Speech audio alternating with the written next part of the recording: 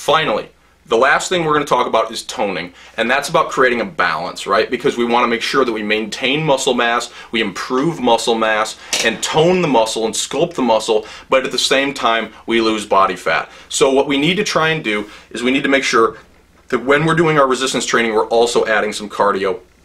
But we also need to target the muscle hard enough to actually stimulate some muscular growth. Now ladies, that's a big scary thing for a lot of you. The idea of muscular growth. I don't want to get big. It's not going to happen, so don't fear that. The way you're going to be doing your training is you're going to be doing circuits. Very high repetitions, 30 rep sets, minimum of 20 rep sets for every exercise that you do. Still failing at 20 reps, failing at 30 reps. Embrace the resistance training, embrace the circuits, embrace the interval training, and then at the same time make sure you get your cardio in afterward. And for you fellas, I'm assuming of course the #1 goal is the aesthetics. So if you really want an aesthetic physique, you need to make sure you isolate each individual muscle group. And you watch all these trainers and they're always doing things outside the box and trying to think of these creative ways using balance exercise, a lot of physical therapy type based exercises. If you like doing it, I'll be the last person on earth to ever tell you not to exercise.